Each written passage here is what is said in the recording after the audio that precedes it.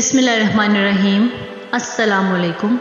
हज़रत जर्जीस अलैहिस्सलाम कौम बनी इसराइल के अंबिया में से एक नबी थे। हज़रत जर्जीस अलैहिस्सलाम के किस्से को इमाम इब्न जरीर तिबरी ने अपनी तारीख वहब बिन बम्बा से सनद के साथ बयान किया है। मरवी है कि हज़रत जर्जीस अलैहिस्सलाम अहले रूम से थे और फ़लस्तीन में सकूनत पजीर हुए। इस मुल्क में एक बादशाह बुतप्रस्त था, इसका नाम दादियाना या राजाना था। इस मलून ने इनको शहीद किया। तफसीर में लिखा है कि 1000 बार मारा, 1000 बार जिंदा हुए।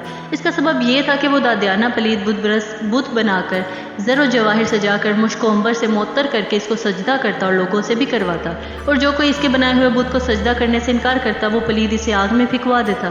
तब लोग इसके खौफ के सबब इसके बनाए हुए बुतों को सजदा करते। अल्लाह ताला ने हज़रत जर्जीस अलैहिस्सलाम को पैगंबर बनाकर शहर फ़लस्तीन में भेजा ताकि इस मलून को अल्लाह ताला की तरफ दावत दे और राह हक बता दे। बस हज़रत जर्जीस अलैहिस्सलाम ने जाकर अल्लाह ताला की तरफ इस पलीद को दावत देकर कहा, ए दादियाना, बुत परस्ती छोड़ दे, अल्लाह ताला की इबादत कर जो कि दाना और बीना, खालिक और राजिक सारे जहां का है। तब इस मलून ने कहा, ए जर्जीस, अगर तेरा खुदा इतना ही साहिब कुव्वत और साहिब इख्तियार है तो क्यों तेरे खुदा ने तुझे दौलत दुनिया से महरूम रखा हुआ है? और हमारे खुदा यानी बुतों ने तो हमारी इबादतों से खुश होकर हमें सल्तनत शाही अता की और इसके अलावा भी हर चीज़ दुनिया की हमें ही हासिल है, तो तुझे तेरे खुदा ने क्यों गरीब रखा हुआ है? बस हज़रत जर्जीस अलैहिस्सलाम ने फरमाया कि तू जानता है कि दुनिया की दौलत और ज़िंदगी को बका हासिल नहीं है, और जिस दौलत और ज़िंदगी को बका और दवाम हासिल है वो इस ज़िंदगी और दौलत से कई दर्जे बेहतर है, और हम इसके उम्मीदवार हैं। तब इस मलून ने पूछा, वो कौन सी दौलत और ज़िंदगी है जिसे बका और दवाम हासिल है? तो हज़रत जर्जीस अलैहिस्सलाम ने फरमाया कि वो नेमत जन्नत की हैं, कि जहाँ कोई दुख मेहनत नहीं होगी बल्कि हमेशा की सरदारी है, इस बादशाही को कभी जवाल ना होगा। इस बादशाह ने पूछा कि वो नेमत जन्नत किस तरह से हासिल होती है? हज़रत जर्जीस अलैहिस्सलाम ने फरमाया कि बुत परस्ती छोड़कर एक अल्लाह वहदहु ला शरीक ला की इबादत कर, और जो तमाम जहानों का खालिक व मालिक है, सबको रिज़्क देता है, लोगों पर जुल्म करना छोड़ दे और अदल इंसाफ के साथ फैसला किया कर और अपनी रियाया पर मेहरबानी वाला मामला कर। फिर अल्लाह ताला दुनिया में भी तेरी सल्तनत बादशाही को बढ़ाएगा और मरने के बाद भी आखिरत की ज़िंदगी में हमेशा रहने वाली जन्नत और सरदारी से नवाजेगा। तब इस मलून ने कहा, है जर्जीस, तू दीवाना हो गया है क्या? भला मरने के बाद जब इंसान की हड्डियां तक गल सड़ जाती हैं तब इन्हें कौन दोबारा जिंदा करेगा? हज़रत जर्जीस अलैहिस्सलाम ने फरमाया, बेशक जिसने इस कायनात को और मुझे और तुम्हें, तुम्हारी तमाम इंसानियत और ज़मीन व आसमान को पहले बनाया है, वही इन्हें दूसरी बार भी बनाएगा। इसके लिए ना पहली बार बनाना मुश्किल था, ना दूसरी बार मुश्किल होगा, और वही रब है तमाम जहानों का और अगलों का और पिछलों का भी। जब हज़रत जर्जीस अलैहिस्सलाम ने इसको ऐसी बातें बयान की तो वो मलून अपने लोगों से कहने लगा कि देखा तुमने जर्जीस को कि ये माज़अल्लाह दीवाना और मजनू हो गया है, जो ऐसी बातें करता है और तुम्हारे खुदाओं को झूठा कहता है और कहता है कि जब हम मर कर मिट्टी हो जाएंगे तो वो रब हमें दोबारा जिंदा करेगा और हिसाब किताब होगा। बस इसकी बातों के सबब इसको दार पर खींच कर ईंट और पत्थर मारो और शाना आहनी से इसका गोश्त पोस्ट निकाल कर इसकी हड्डियाँ और गोश्त इस आग में जला दो, फिर मैं देखता हूँ कि इसका रब इसे दोबारा किस तरह से जिंदा करता है। चनाचा बादशाह के हुक्म पर इन काफरों ने वैसा ही किया और हज़रत जर्जीस अलैहिस्सलाम को दार पर चढ़ाकर पहले ईंटें और पत्थर मारे और बाद में इसके लोहे के बने औजारों वगैरह से आप अलैहिस्सलाम के जिस्म से मांस अलग किया और फिर हड्डियों और इस मांस को आग में डाल दिया। तब दादियाना मलून ने पुकार कर कहा, ए जर्जीस, अब कहो अपने रब को कि तुम्हें दोबारा जिंदा करे, और अब बताओ कि खुदा सच्चा किसका है? तब हज़रत जर्जीस अलैहिस्सलाम ने आग के अंदर से पुकार कर कहा, ला इलाहा इल्लल्लाह, बेशक अल्लाह ही मबूद बरहक है।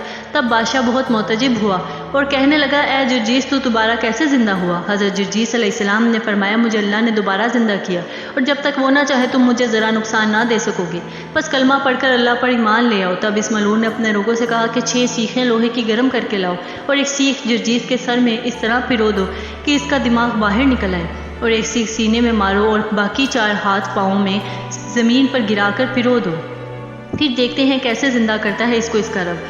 चनाचा इन काफरों ने वैसा ही किया और समझने लगे कि जान इनकी कब्ज़ हो गई, और इसी तरह मैदान में सीखें आप अलैहिस्सलाम के जिस्म में पिरोई हुई छोड़कर घरों को चले गए। तब हुक्म रब्बी से फरिश्ते आए और सीखें तमाम इनके बदन से निकाल दी और हज़रत जर्जीस अलैहिस्सलाम को पहले किसी हालत में उठाया कि इनको इन सीखों से ज़रा भर भी नुकसान ना हुआ। दूसरे दिन जब वो लोग बुतों की पूजा में लगे थे तब हज़रत जर्जीस अलैहिस्सलाम फिर इनके पास पहुँचे और कहा, है लोगो, अल्लाह की इबादत करो जो मबूद है, हकीकी है, اور ان بتوں کی عبادت کرنا چھوڑ دو کہ یہ تمہارا کسی قسم کا کوئی نفع نقصان نہیں کر سکتے۔ لوگ کہنے لگے اے جرجیس آپ پھر سے زندہ کیسے ہو گئے؟ حضرت جرجیس علیہ السلام نے فرمایا کہ مجھے میرے اللہ نے زندہ کیا اور وہ ہر چیز پر قادر ہے۔ تب بادشاہ ملعون نے ایک دیگ اور گھی اور گندھک لانے کا حکم دیا۔ جب ہر چیز آ گئی تو ایک چولہے پر آگ جلائی اور پھر دیگ میں بھی اور گندھک ڈال کر دیگ کو آگ پر چڑھا دیا گیا۔ جب گھی اور گندھک دیگ میں جوش کھانے لگے تو ملعون نے اپنے لوگوں کو حکم دیا کہ جرجیس کے ہاتھ پاؤں باندھ کر اس دیگ میں ڈال دو۔ چنانچہ کافروں نے حکم کے مطابق ہی کیا، لیکن جب حضرت جرجیس علیہ السلام کو دیگ میں ڈالنے لگے تو اللہ تعالیٰ کے حکم سے چولہے میں سے چشمہ ٹھنڈے پانی کا پھوٹ نکلا اور اس کے سبب دیگ فوراً ٹھنڈی ہو گئی اور حضرت جرجیس علیہ السلام کے بال کو بھی نقصان نہ پہنچا اور اللہ کے فضل سے صحیح سلامت دیگ سے باہر نکل آئے۔ یہ حال دیکھ کر بادشاہ کہنے لگا اے جرجیس اتنے عذاب میں نے تجھے دیے لیکن تجھ پر کسی کا کچھ اثر نہ ہوا۔ تب حضرت جرجیس علیہ السلام نے فرمایا وہ اللہ کے جس نے آسمان کو بے ستون ٹکایا اور زمین کو پانی پر بچھایا، اس کے لیے مجھے تیرے ایسے عذابوں سے بچا لینا کون سا مشکل کام ہے، اور وہ رب العالمین ہے اور وہی مجھے اپنے فضل و کرم کی نگاہ میں رکھے ہوئے ہے اور تجھے ذلیل و خوار کر رہا ہے۔ اب بھی وقت ہے کلمہ پڑھ کر ایمان لے آ اور بت پرستی چھوڑ دے۔ جب حضرت جرجیس علیہ السلام نے یہ باتیں کی تو ملعون ڈر گیا کہ مبادا خلق اس کی باتوں میں آ کر ایمان نہ لے آئے اور میرا ملک اور بادشاہت نہ چھن جائے۔